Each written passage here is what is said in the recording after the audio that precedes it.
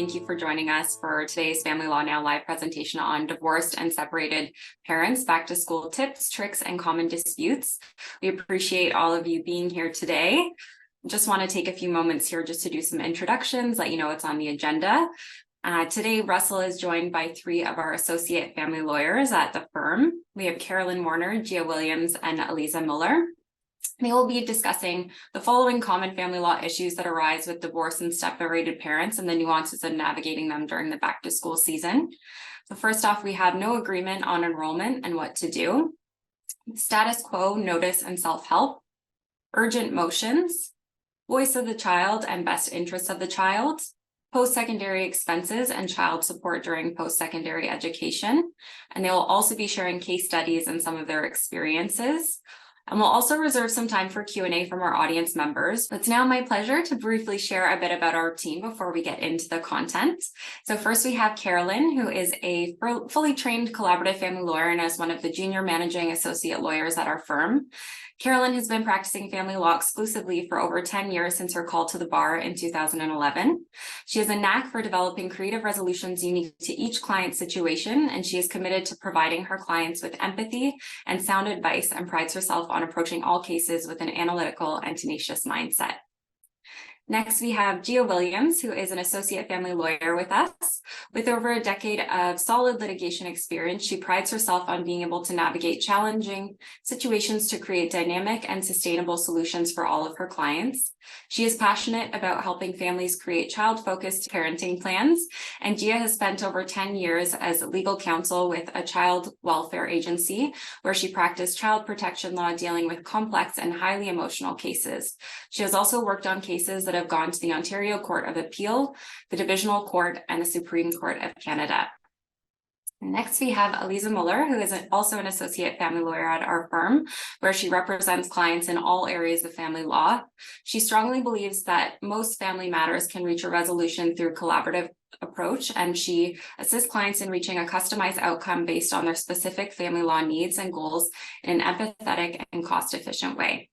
Before joining our team, she worked at a large global Bay Street firm where she managed global client portfolios and large-scale litigation files as a legal project manager. So before I tell you a little bit more about Russ, we also want to get to know our audience as well. So first poll up we have is tell us a little bit about yourself. So I'm just going to put this up here and then we'll give you a few moments to answer that. Let's go to an audience question. Shannon, before you talk about me, let's go to an audience question because one just came in. Can a father Can a father who's not a custodial parent with court order to pay child support refuse to pay his portion because he wants the mother to watch over the kids and she's working full time? Great question. Thank you for sending that in. Hot off the press. Who wants this one? I think I know what my take would be, but Liza, what do you think? Can you refuse to pay a court order for daycare? No, you can't refuse to pay a court order. You can appeal it if you have grounds to appeal, but you can't refuse to pay the court order. Yeah, I agree. It's not a suggestion, right? It's an order. Right. Okay, go ahead, Shannon. I just want to get that question in before you got. Yeah, appreciate it. Yeah, and thank you so much to our audience member for sending that in. Keep them coming. We love to hear from all of you. So a little bit about Russell. He is the founder and senior partner at our firm, and with over 25 years of experience, he uses his knowledge and expertise to serve his clients in all aspects of family law and helps them in coping with the difficulties of separation and divorce, the division of assets such as homes and pensions, and the calculation and enforcement of child and spousal support. He uses his experience to create unique solutions for each client to enable them and their families to move forward and supports them through the transition of divorce and separation. Russell has also written 4 books on separation and divorce and is a fully trained collaborative practice lawyer. He speaks at conferences on collaborative practice, marketing, technology, and the law. So now I'll let you take that away, Russ. Yeah, I want to thank you, Shannon. You make this look so seamless. So thank you for all the hard work you do behind the scenes. Especially thank our audience for joining us today. Please put your questions in. We love getting questions from the audience. Please participate in the polls. It helps us understand who our audience is and helps us direct our conversation. And we're sharing cases at the end and war stories. I've got a great one. So there's your hook if you want to stick into the end to find out. This particular case, I had 4 firsts in my career, and I was probably 15 years into it, and 4 new things happened to me in one case. In one afternoon, I went home and said, wow, what the hell just happened there? But okay, let's see who our audience is. All right, family lawyer practicing. All right, you're in the right spot. Thank you for joining us. A lawyer in a different profession. So that was 73%, 7%, different field, 4%. Going through a separation and divorce. I hope this helps you get the kids back to school in a few weeks. Have a loved one going through and you're helping them. That's great, 5%. Law student, 2%, and other. But let's make a start. So I think we might have one more poll here. No agreement or enrollment in what to do. Yeah, we have another poll, a real quick one, and then we're going to get into the subject matter. So if you can't agree on where this children are to go to school, what do you do? And while we're giving the audience maybe 90 seconds to provide their response, Carolyn, I've got a question for you that came in. My child has been accepted to an expensive university. Can I make the other parent pay? Yeah, that's a very good question. I think that's going to come down to looking back at if there's an agreement, whether or not there's a separation agreement that outlines how post-secondary expenses would be covered. Also, or if there's a court order, I think that's your starting point. It's always important to remember when it comes to university expenses, yes, typically they're seen as what we call as a Section 7 expense, but it still has to go through an analysis on, whether or not that expense is considered reasonable and whether or not the parties can afford it. So there still is an analysis that has to go into it, looking at both parents' income, looking at any contributions from a child, whether that's coming from scholarship or it's coming from bursaries or et cetera, or like part-time earnings. And then going from there. And this one comes up a lot. And I have so many fun in the past, like, kids get accepted to school. Usually, I don't know what it is, but the US schools are pretty pricey or any of the schools overseas. And that does come up a lot. My opinion is that kids of, separated parents, I think they do better than kids that have their parents together in terms of getting funding for school. You're right. Even Canadian professional schools, I don't know, law schools are probably up to 30, 40. I don't even know how much. It's crazy. But I think you got to put it in context, right? If the parents are professionals and earn a high income, then yes. But I guess the analogy I would draw is, you separate and now all of a sudden a parent wants to put the child in horse camp, that, $10,000 horse camp, and they've never done that before. But if they're, that might be unreasonable. But if they're going to university and they've got accepted and there's agreement, I think you're right. They're probably, it's going to be an obligation to pay based on, you also have to look at the incomes as well, right, of the parents. Might be paid proportionately and not equally. It all depends. So let's see what our audience thinks about going to school. Follow the order of the agreement, 77%. That's right. Rush to court. Well, we'll be seeing that probably in a week or two. 17% came in for other, and 6%. You can put that in the chat box, but no agreement or court order. Carolyn, what should families and lawyers be thinking and doing about this? Yeah, so I think important when you're looking at if you don't have an agreement and you're trying to figure out what to do with enrollment for kids going to school, it's important to remember that this is going back to decision-making responsibility. And that falls under that category of under the education. So I think your first step really is to review if there's any court orders, if there's any separation agreement in place, or even temporary orders, to figure out if there is something spelled out on who can make that decision, whether it's a solo parent or if it's a joint decision-making authority on that decision that has to be made. If there is no agreement or there's no court order, I think the first step really is to try and contact the other parent. There's always an emphasis to try alternative dispute resolution or negotiations before jumping straight off into court. In fact, we have a professional obligation to do that, and see whether or not if it's an issue. In Ontario, at least, it's important to keep in mind that typically the child should be registered in a school zone, like where at least one parent lives. So that's your first starting point. And then if you can't agree, I think the best bet really is to try negotiations. So there's a few options you can try with negotiations. You can do just directly, parent to parent. You can try negotiations, parent to lawyers or lawyer to lawyer. There's the options of mediation, arbitration. There's also collaborative family law. And then there's also the consideration of court. If court is the ultimate route, I know we'll get to motions later. I think the best tip really would be is that book the motion as far as advanced as possible. You don't want to wait until, the end of August to try and bring a motion, because then you'd have to most likely wouldn't get a date prior to the start of school, and then you'd have to be arguing that it's an urgent motion. Arbitration is a good option as well. I know one of our colleagues recently did like an interesting arbitration, and it was the decision was made only on written materials. They just sort of submitted briefs on it, and the arbitrator made a decision, and it came back in written format. And I think that was a pretty cost efficient way to do it. Only thing to keep in mind with arbitration is that you're paying, the arbitrator effectively because they're a private judge, and then the client would also be paying their legal fees.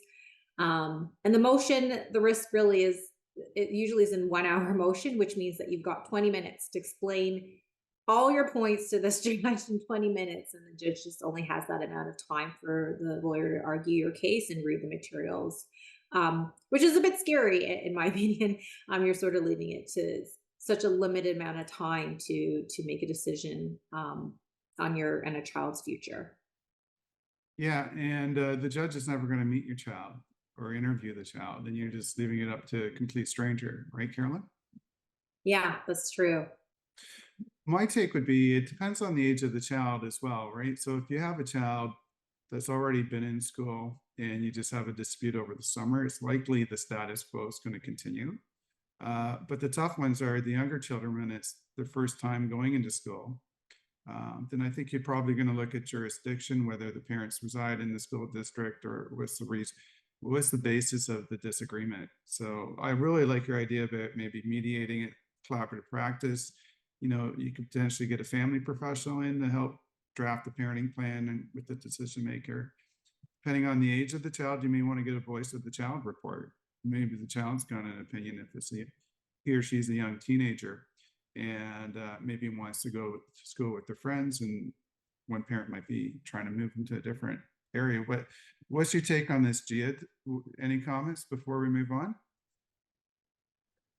No, I totally agree with Carolyn. And it is also important to try to resolve issues. The legislation does require you to try to look at settlement and resolve issues, especially if you're looking or you're in a position that you may have to bring a motion, an urgent motion or anything like that. You should be able to note that you have made attempts to try to resolve issues ahead of time. Yeah. But I agree with Carolyn's points. Liza, any thoughts? Everybody agrees with Carolyn. She's so convincing. Yeah, I agree with Carolyn too. See what I mean? Well, let's go into status quo and self-help. We talked about it a little bit, but what exactly do we mean by status quo? And why is notice important? And what's self-help? Can you help with this, Eliza? Yeah, absolutely. So seeing that our audience, most of you are family lawyers, I assume a lot of you will know this, but I'll just give a high-level overview for those that aren't familiar with the topic. The term status quo refers to the existing and established arrangements and routines that are in place for a child or children. And the guiding principle for matters that involve children is best interest of the child. And the concept of status quo holds an important consideration when assessing best interest of the child, because status quo arrangements produces stability and continuity for kids, which is critical, as we all know. As it relates to school, an example is if your child or children are currently in public school, you want to now make the decision to put them in private Catholic school, the court will give some weight to status quo. It's not the only factor. And the ultimate decision will be based on a holistic assessment of best interests of the child, but it is one factor that's going to be considered. And in some instances, status quo can matter a lot, but in others, it can take a back seat to the ultimate decision. It just really depends on the facts and circumstances of a particular case. I know it's the age-old lawyer answer that depends on the facts and circumstances, but it is true when it relates to things like status quo. We should not be allowed to say that anymore. I know. Because that's always our answer, right? I know. Another element to status quo is not just what's been going on with the kids, but also who's been making the decisions. That can be part of the status quo consideration. So if one parent is making or has made the decisions related to the child's education in the past, that'll be another important aspect of status quo. However, all that being said, it doesn't mean that status quo cannot be changed. If it is shown that different arrangement would be better serve the child's best interest, then the courts will consider the evidence, and changes in circumstances can be considered in terms of whether it's the right decision to deviate from status quo. Now, I'll shift over to notice. First thing I'll say is your behavior has consequences, but it can also reflect really well on you. Providing enough notice shows that you're able to communicate and cooperate with the other parent. Give notice. Don't just give notice, give as much notice as possible. Why? Because you're co-parents. The courts put a lot of weight on a parent's ability to communicate. And if you're providing notice and communicating about major decisions like education, that shows that you're putting the best interests of the child at the forefront. And put it in writing. Put it in writing, right? Yeah, Email or something, writing. because the other person's going to say, "You never told me anything." That's right. I'm going to get to methods of providing notice, but Russ jumped me to it. That's true. We always say put it in writing. No, that's okay. That's okay. I'm happy you did it. But looking great in court and in front of a judge is awesome. But another really important benefit of open communication and collaboration between parents is avoiding unnecessary conflicts. Conflict is bad. Conflict is particularly bad for kids. It's pretty simple. We all know it to be true. And a simple gesture like giving notice and being communicative avoids more conflict in these situations. So just overall notice, you're going to avoid disputes. You're going to avoid legal consequences like failure to provide notice. If you are in the court process, failure to provide notice of significant changes like education can have consequences in court proceedings, because the courts can look at a parent's failure to communicate and provide notice on a major thing like education as being against the child's best interest, and will consider it when making parenting and decision-making orders. The other factor in providing notice is that it will help maintain the stability that's ever important for children. By providing notice of changes in school arrangements, it gives both parents an opportunity to plan accordingly, which contributes to a smoother transition and ensuring that stability is maintained. And now back to Russ's point, how to give notice. It has to be clear, timely communication. Do it in writing.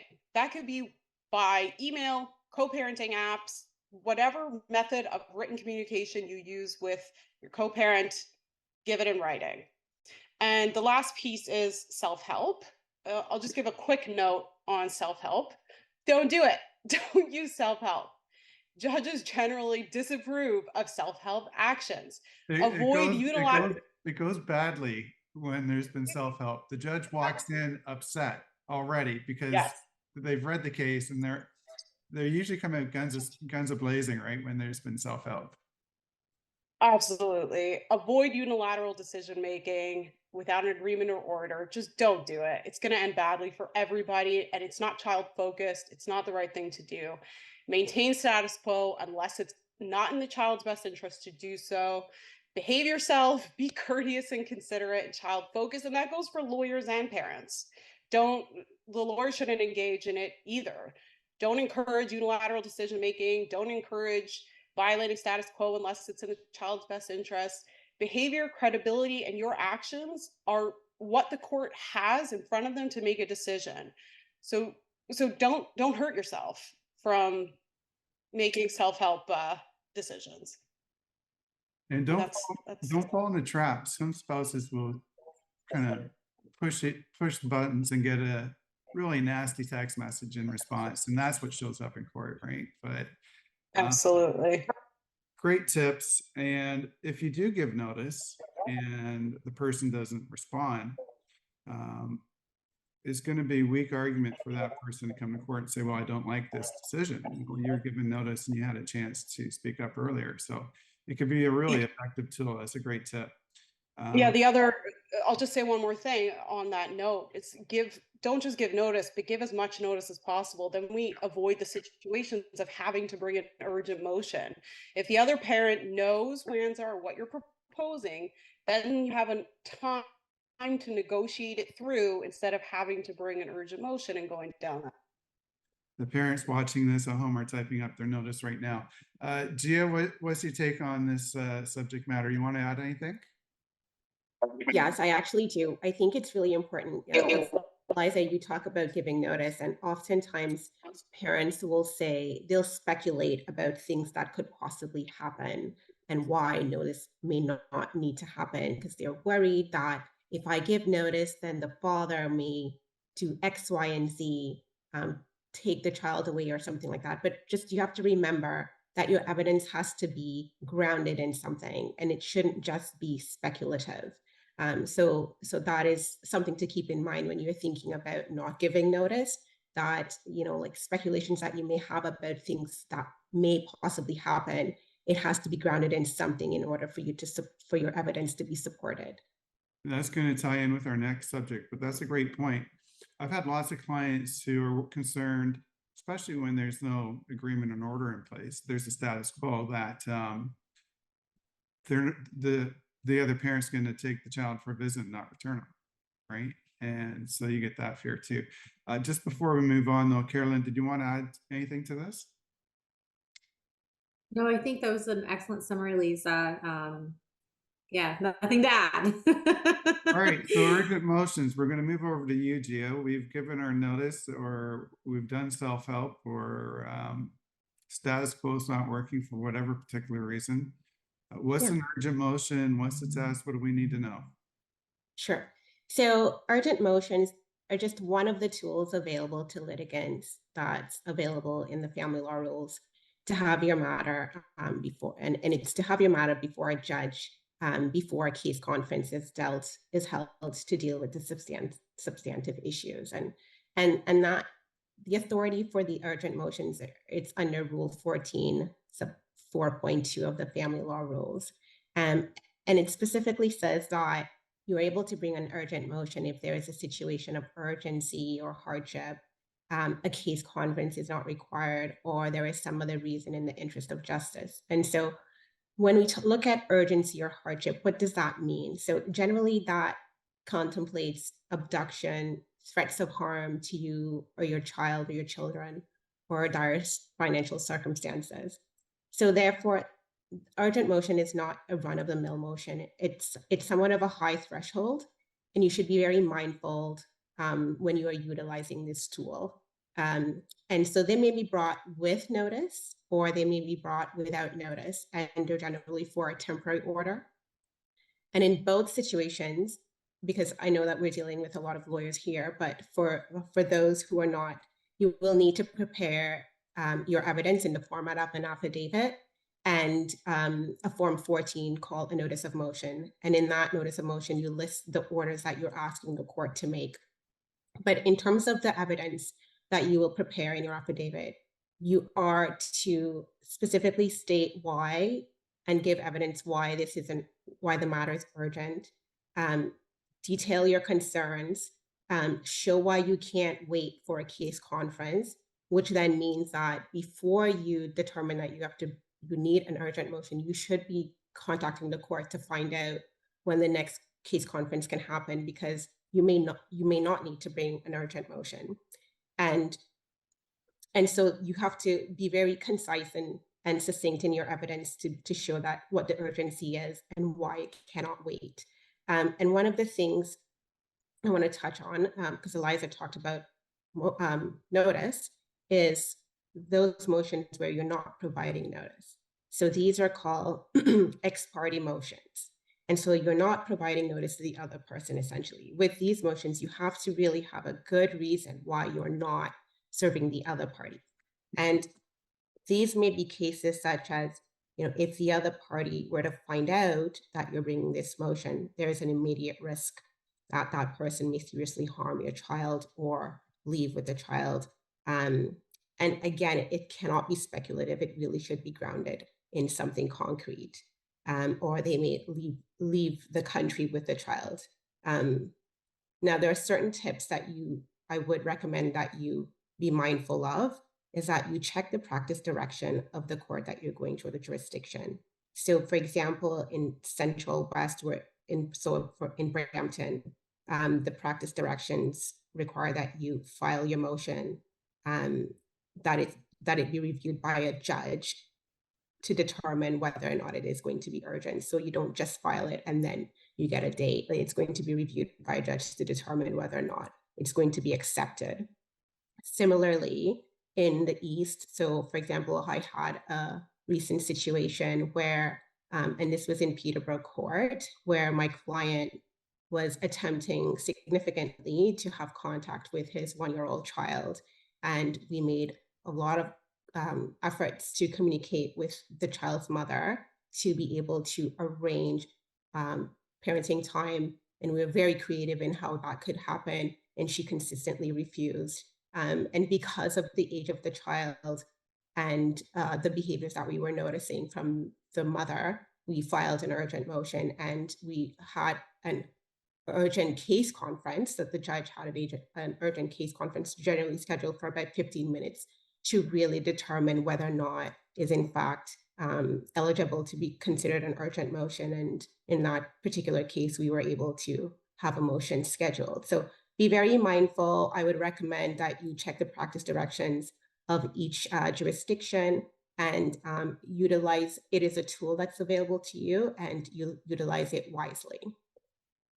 That's great. Just a few quick points. For ex parte motions, you should include all the information available, including facts that might not help your case, because you're an officer of the court and you're asking the judge to make an exceptional order, which is one on without notice.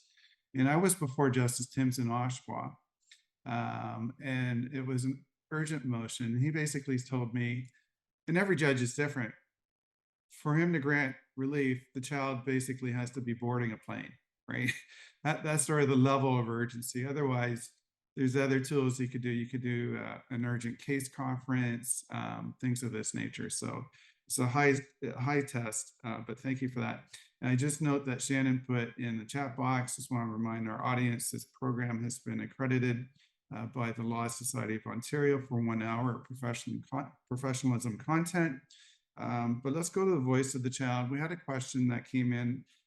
Maybe I'll get to it afterwards, but it's basically, at what point does a child have a say in parenting time and decision making? But so we're going to divide this up. I think, Carolyn, you're going to do voice of the child, and then we're going to move back to Gia for best interest. Sounds good. So I'll start with the voice of the child. So when we're talking about the voice of the child, we're really talking about, what are the views and preferences of what a child. And typically when we get a voice of the child, that comes by way of a report. The report, usually it's just very limited. It's only talking about the wishes of the child, and it can be very helpful to the parents or the lawyers, the judges, because it will give us an idea of, what this child wants in their life and what is the child's preferences. And it can be on, any particular issue, but it could be very helpful for the school issue. When they're doing the report, it's usually one professional that does it. It's typically, they're a mental health professional. They usually have, at a minimum, one interview with a child. Typically, it's more than that. And their sole purpose is really just to obtain the views and preferences of the child. This can be done either through publicly funded.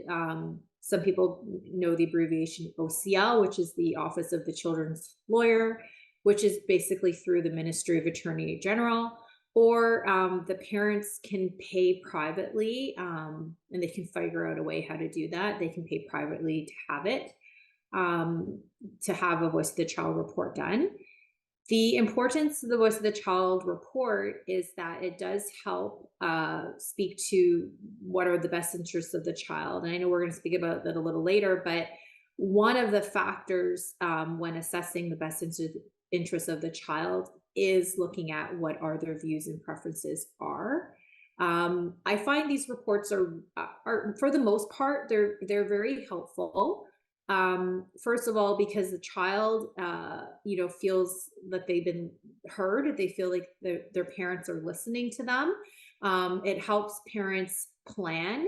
It also helps them, I think, to be more successful as co-parenters, because co-parents rather, is as the child has been involved in decisions. Some consideration for the Voice of the Child report is that age is typically very important. So I think the youngest personally I've done a Voice of the Child report, I think, was about a 9-year-old child. And that child was quite mature for their age. I would say that there's not really a threshold for age. I think you just have to keep in mind it's case by case, and it really is trying to assess the unique needs of that particular child. So I don't know, maybe someone else has had someone younger, but I think around just a fresh 9-year-old was around the youngest that I've had. And I do find them very particularly helpful to resolve issues without proceeding in litigation. Even when it's outside of litigation, I've used them in just doing separation agreements or in collaborative files as well.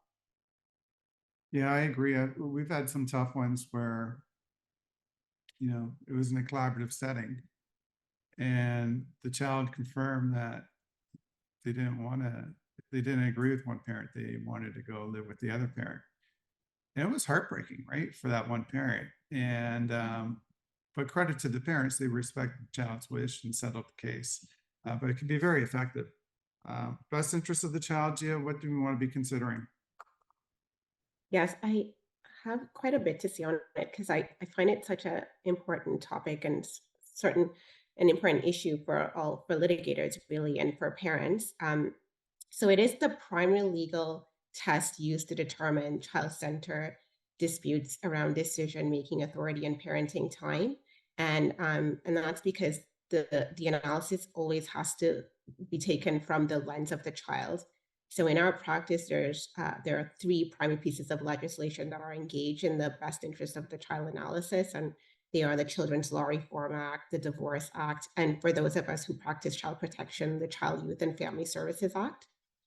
So Section 24 of the Children's Law Reform Act specifically states that in making a parenting order or contact with respect to a child, the court shall only take into account the best interest of the child in accordance with the section, and it lists the factors that are to be considered. And similarly, Section 16 of the Divorce Act also notes that the court shall, again, it's a must, take into consideration only the best interest of the child of the marriage in making a parenting order or a contact order.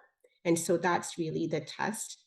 And a lot of the factors in the Children's Law Reform Act and the factors in the Divorce Act, they mirror each other. Just some quick factors for you to note are, considering the child's needs, giving their age, the stage of development, and the needs of the child for stability with the family, considering the nature and the strength of the child's relationship with each parent. I do find that is often overlooked. The need to maintain that connection with that family member or that parent, considering each parent's willingness to support the development and maintenance of the child's relationship with the other parent. So this is, that's where the importance of parenting time comes in.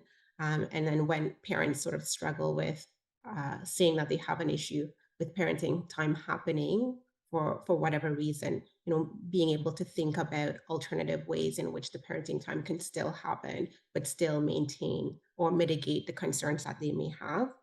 So all of these enumerated factors are really geared towards providing some consistency and clarity into really help and guide parents and lawyers and courts in resolving these disputes through a child-focused manner.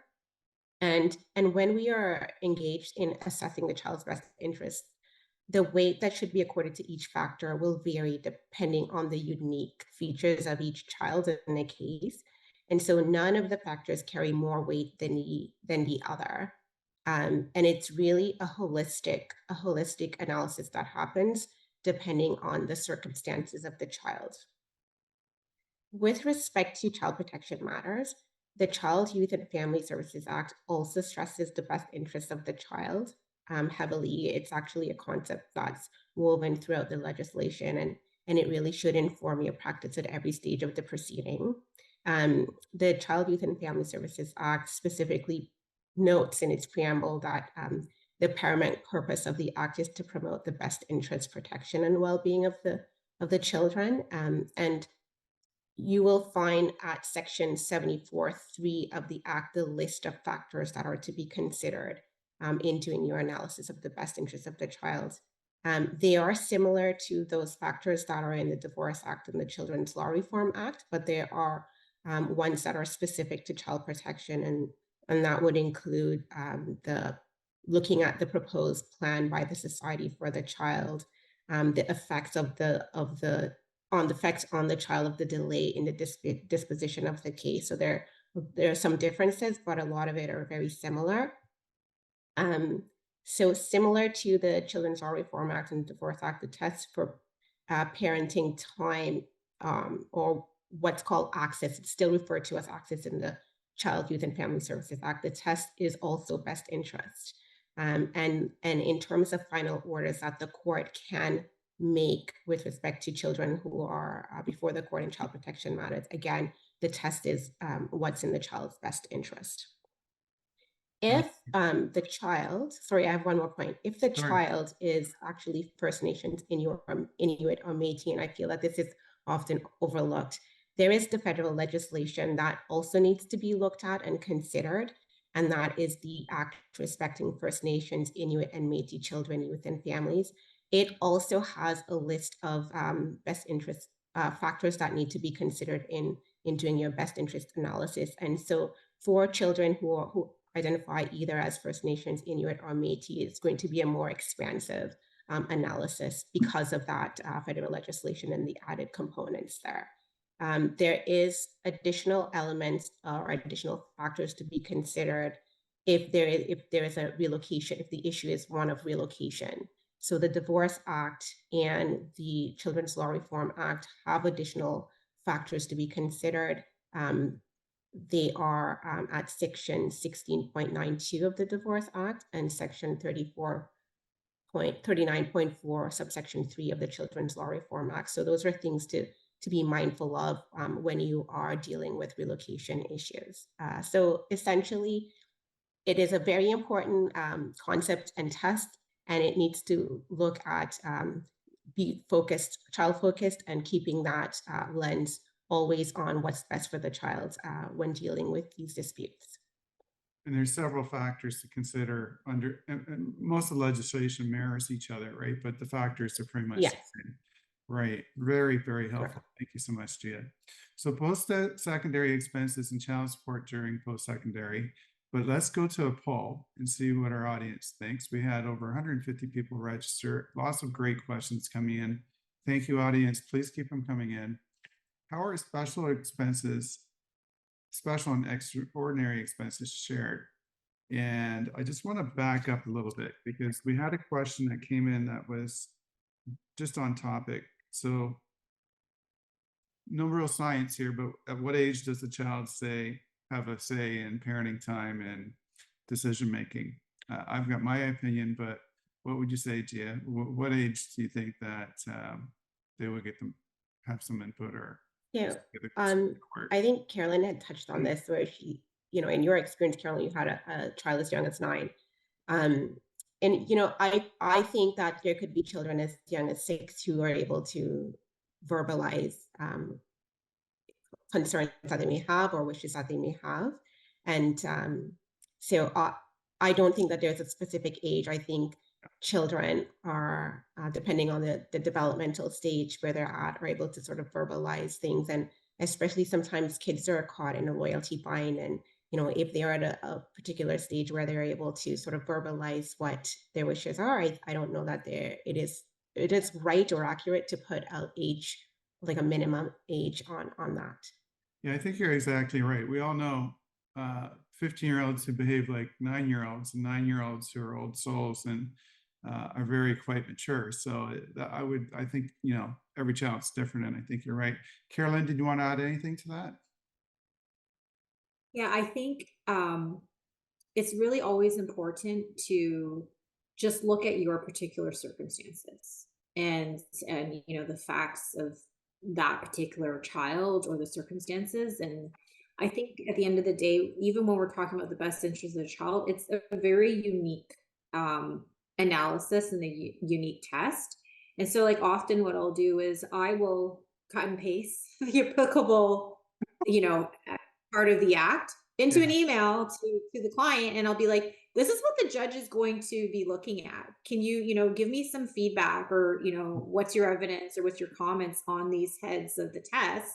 And I think that sort of just helps to turn their mind to understand, like, there's a purpose, there's a goal, why we're writing these affidavits, Right. and why we're putting these things together in our material. So yeah, I think it's just unique circumstance.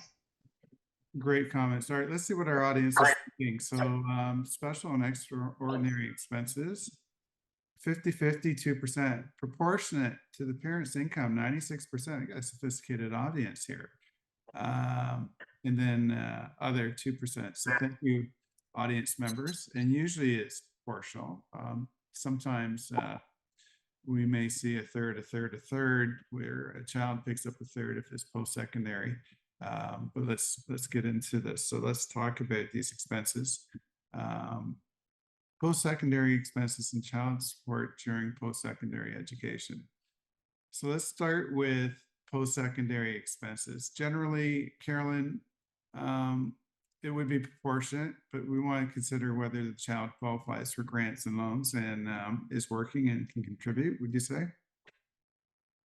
Yeah, so I think post-secondary expenses really, I try and do like a laundry list of what that would include. So you're going to have tuition, you'll have also residence or rent.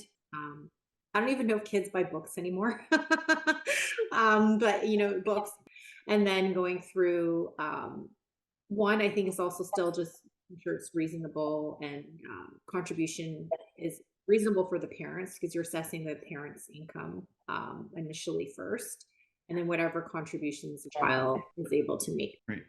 And you're also looking at not just tuition, residence, some transportation, food, some clothing. It's more than just the actual college or university expense, right, Carolyn? Yeah, and I think also depends, like there's transportation, it could be traveling back and forth from home. Because arguably someone might say, oh, transportation, if you're giving a child a vehicle to commute, maybe that's not typically a Section 7 expense, extraordinary expense. Right. So, and I've had some judges say they even think cell phones are necessary expenses for kids going off to college and university. But my experience with child support, it depends where the child's residing, right? If they're residing at home, then there's a good chance child support's going to be ordered to be paid. If there's a period of time where they go to the and live away from home, either in residence or get an apartment, oftentimes child support stops for those months, and then those expenses are shared. So child may come home during the summer and for a period of time at the December break, and then child support would start up for those particular months. But everybody approaches it differently. What's been your experience, Gia? Yeah, so I agree that what I have seen is that the child support would be suspended during the time when they're home, and then restart or resume when they're back at school. I did have a recent matter where, when we were looking at it, the courts did just sort of like added information. It's really about, there's an expectation on children to be able to contribute to their post-secondary education. Not fully, but just be able to contribute to an extent. And so that's just like a something that was important to keep in mind when we were sort of looking at, you know, child support and expenses, Section 7 expenses. Right. You might have one more poll. What should the child's contribution be to post-secondary expense? So we have a bunch of options here.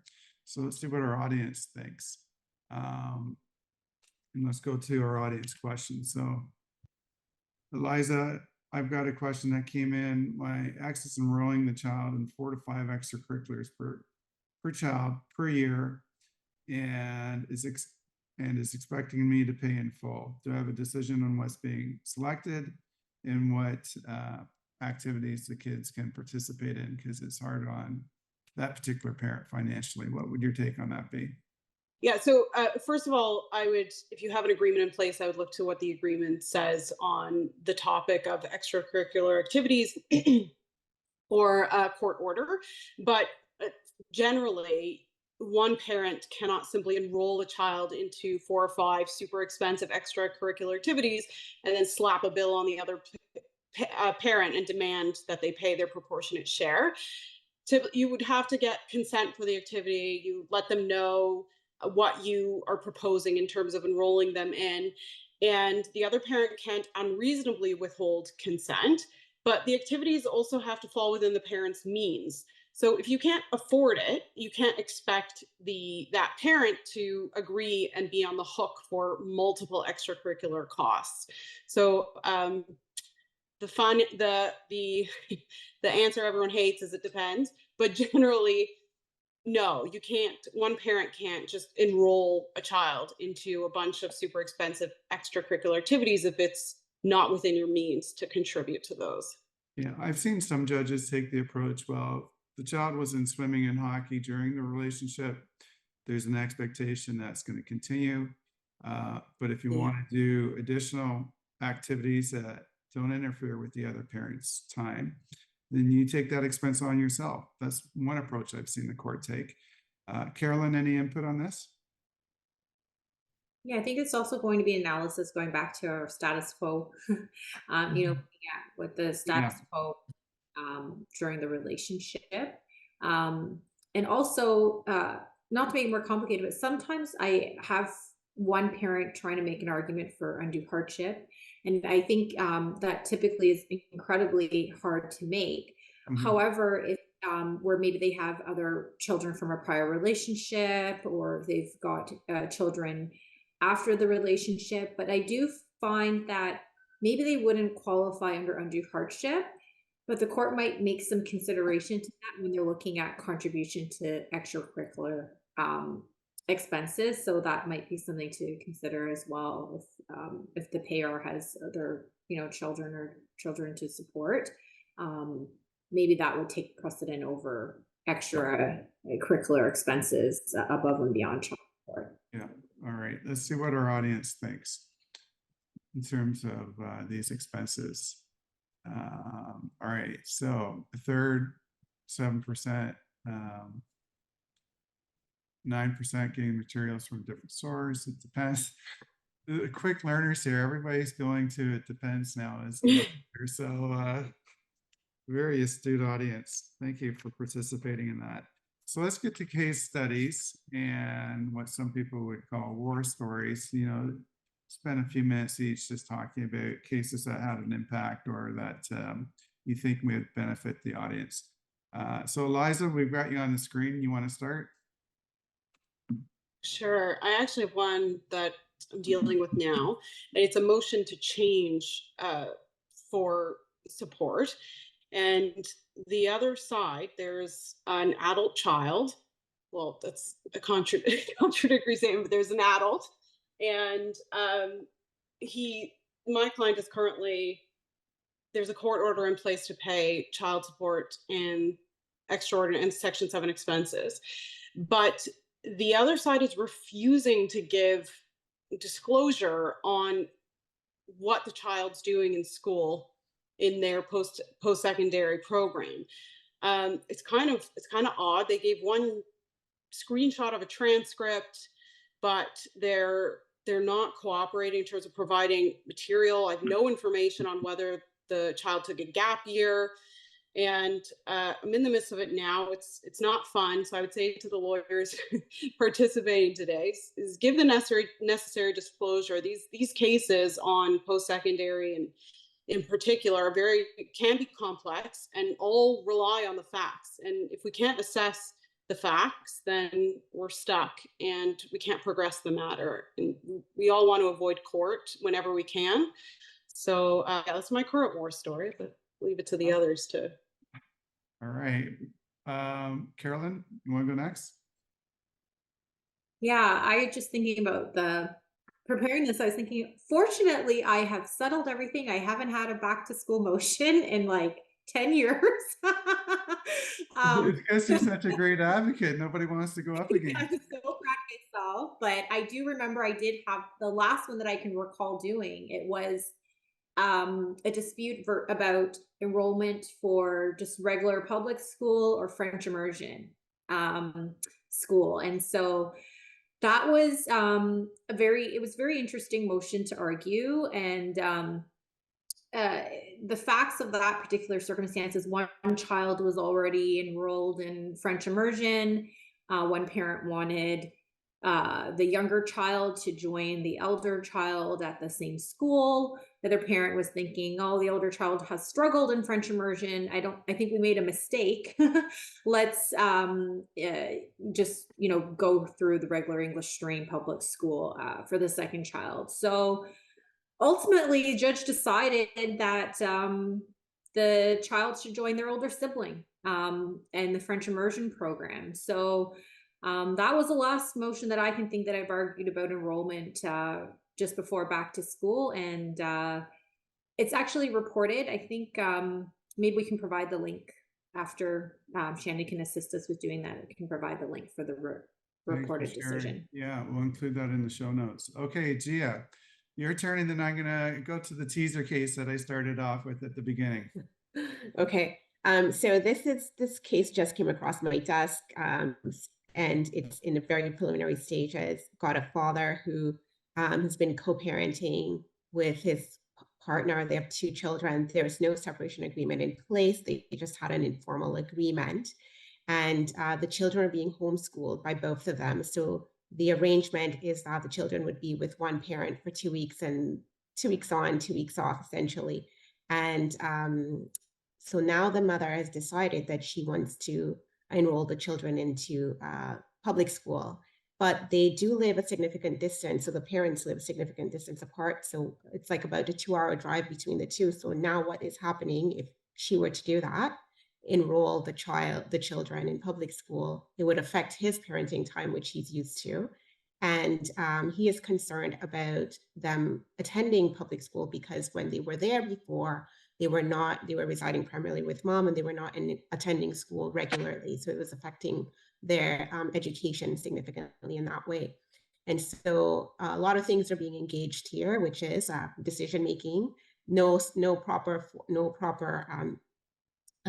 arrangement in place regarding, well, the status quo is that it was joint decision-making, but now one is unilaterally trying to make decisions on our own. Taking the kids out of the change in the distance, how it will affect parenting time if the children were to be enrolled in school, because that means that the primary residence will be with mom, and so ultimately, what is in their best interest? So lots of things being engaged in. Very interesting case. Yeah, there must be some crazy stuff going on in Peterborough, because we talked about that court a couple of times today. Mine is out of Peterborough. But this exact same time of the year, several years ago, child's living with dad and both families' roots, including mom's grandparents in Peterborough. Mom has the kids for a summer visit in Alberta, doesn't return the kids, and gets an order in Alberta saying the kids are going to remain there. We bring it on an urgent basis before Justice Ingram, and everything blows up, right? So, and Ingram did the best he could to help this family. So first thing he did was and it turned out, I got called in last minute. It turned out there was an existing Ontario court action from maybe 2 years ago that that hadn't finalized. So there's an active court file. It just kind of went dormant. This is back when, you know, don't know if you remember, you adjourn things, sine die, you know, without a date, and it would just kind of disappear for a while. So Justice Ingram calls the Superior, or I guess Court of King's Benches or Queen's Bench at the time in Alberta, and tries to get a hold of the judge who made the order out there. And we're in chambers, and he's calling through, and he gets ghosted. They don't pick up they don't take his call. And so we go back, we're going in and out of chambers as we're doing this. So we go back in the open court, and the judge goes, Mr. Alexander, where are the children right now? He goes, well, they're at home with the grandparents. And he orders me to have the children brought to court, which is the first time I've ever had that happen in 15, 20 years, whatever my career was at that point. And then he takes the lunch break. So I said to my client, you know, you got to get your parents to bring the kids into court. And they're like, you know, 9 and 12. And, you know, they're quite stressed. Obviously, they weren't expecting to go to court. Kids are in the front queue of the witness box. And then he goes to counsel to the mother. He goes, okay, well, I'm going to conduct a judicial interview. We're there on a return of a motion. We haven't case conferenced any of these issues. And the mom's counsel says, rightly so, and I think I would agree with her, said, we're not consenting to you conducting a judicial interview. It's not relieved us before the court. And so the judge didn't do the interview that day. So that's the second interesting thing that happened that's never happened before. A judge wants to do a judicial interview on the spot. And so we have the judge calling the court, judge ordering me to bring the children to court, judge wanting to do an interview. So he goes, okay, I'm going to order an access visit occur today in courtroom 3, and it's going to be supervised by my CSO. And this is the strangest thing. So that's never happened to me either. So 4 things. Long story short, the kids stayed in Ontario. Mom went back to Alberta, and the kids remained in this jurisdiction. But goes to show you never know what's going to happen when you take one of these cases to court. But we're approaching the hour. I want to bring Shannon back on. Thank you for sharing your stories. I'm sure we could spend an hour just talking about case examples. Shannon, can you slip 1 or 2 questions in here quick? Yeah, sounds good. Thank you so much to Carolyn and Gianna-Lisa for joining us for this discussion today to share your experiences and insights. And thank you so much to our audience for your participation and sending in all your questions. We had a lot of participation today. We're going to do our best to get through a couple before we log off here. So a question came in from the audience. Does your firm go to court or strictly just do collaborative? Are you able to speak to this for us? Yeah, we try to settle things collaboratively because our clients usually end up with a better result and more satisfied with the process. But we do go to court all the time, and we run trials, we run motions, contested hearings, but we do the best we can to keep it out of the court system. Great question, Shannon. Thank you. Thank you. And just one last audience question here. How are post-secondary education costs calculated if one parent is unemployed? Lisa, what do you do? No money in the bank. Well, they may have. Well, we'll see. They may be unemployed and have money. Yeah, we'll see about that. Yeah. Yeah.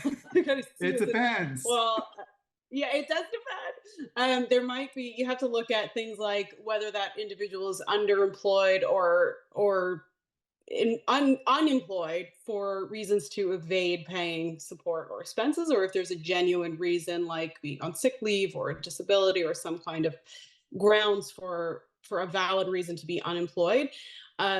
Sometimes there will be an imputation of income if there are not valid reasons for them to be unemployed, and the courts will look at the history of their employment and degrees and certificates, etc. But yeah, it really does depend. It does depend.